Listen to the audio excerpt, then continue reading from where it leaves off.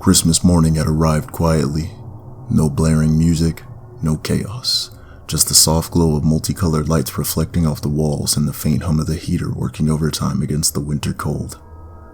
Outside, snow rested in uneven piles along the street, untouched since the night before. My wife, Emily, sat cross-legged on the rug in her thick socks, coffee mug warming her hands. I leaned back against the couch, watching the tree lights blink in their lazy pattern. It felt safe, familiar, normal. That's why I noticed it immediately. There was a gift under the tree I didn't recognize. It sat slightly behind the others, wrapped in plain brown paper. No patterns, no festive design, no tag, no handwriting. Just a neatly folded seam and a single piece of clear tape holding it closed. I frowned. That wasn't there last night, I said. Emily looked up from her mug. What? I pointed. That one. She followed my finger, her smile slowly fading. That's not from you? No. She tilted her head, studying it. It's not from me either. We stared at it for a long moment. It shouldn't have been there. We were meticulous with our gift counting, checking, joking about who went over the budget. There was no chance either of us forgot something like that. Maybe your sister dropped it off? Emily offered. She always texts first, I said, and she doesn't wrap gifts like that. The room felt colder suddenly. I stood up and picked it up.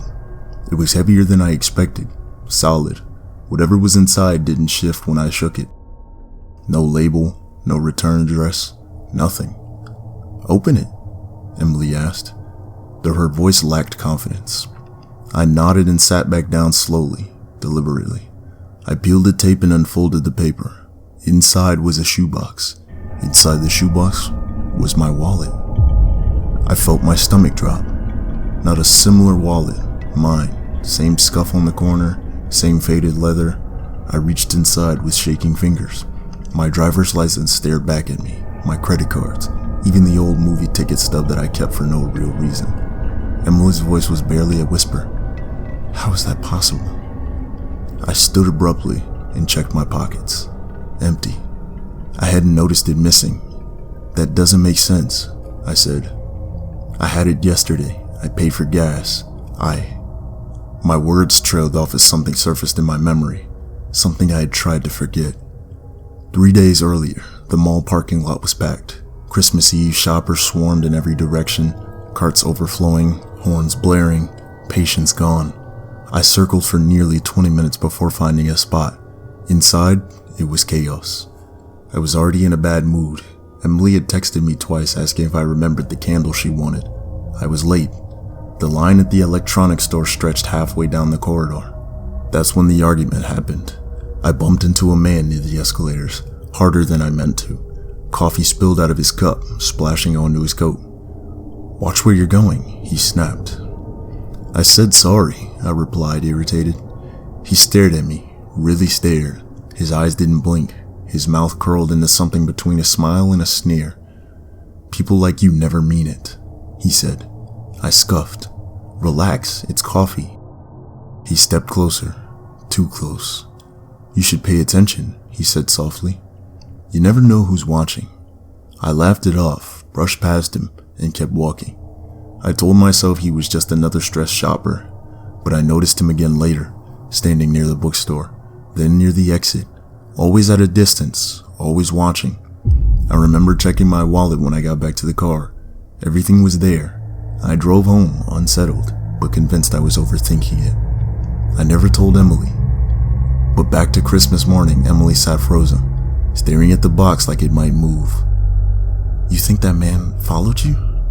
She asked. I don't know. I said, though deep down, I did. I checked the doors, locked. The windows, intact. No footprints outside the front door. No signs of forced entry, which meant whoever placed the gift under our tree had been inside the house. Emily's voice shook. We didn't hear anything last night. I didn't either. The house suddenly felt unfamiliar. Every shadow looked deeper. Every sound felt amplified. Then Emily reached into the box. There's something else. She pulled out a folded piece of paper, my heart pounding as I unfolded it. Written in neat, careful handwriting were 4 words. You left this behind. Emily covered her mouth. "That's not funny," she said. "This isn't some prank." I nodded slowly. He knows where we live. We didn't open any more gifts that morning. But the following night, sleep didn't come easily after that. Every creak of the house sent my heart racing. Every passing car outside made me peek through the blinds. I checked the locks obsessively. Twice, 3 times. On the second night, I found something else. A receipt on the kitchen counter. From the mall. Dated Christmas Eve. I recognized the timestamp. I remembered making the purchase. What I didn't remember was setting it there. Emily swore she hadn't touched it. The third night, the security camera alerted me to motion at 2:17 a.m. I pulled up the feed on my phone. The front porch was empty except for a single footprint in the snow facing the door. On New Year's Eve morning, we found another box. This one sat on the porch, wrapped the same way. Inside was a photo. It showed our living room, the Christmas tree, Emily and me on the couch, taken from the hallway. On the back, written in the same careful handwriting, "You still owe me an apology." That's when we called the police. They searched the house, the neighborhood. They took statements. They nodded sympathetically. But without evidence, without a suspect, there was nothing they could do. Before they left, one officer paused. "You said this started from an argument at the mall?" he asked. "Yes." He hesitated.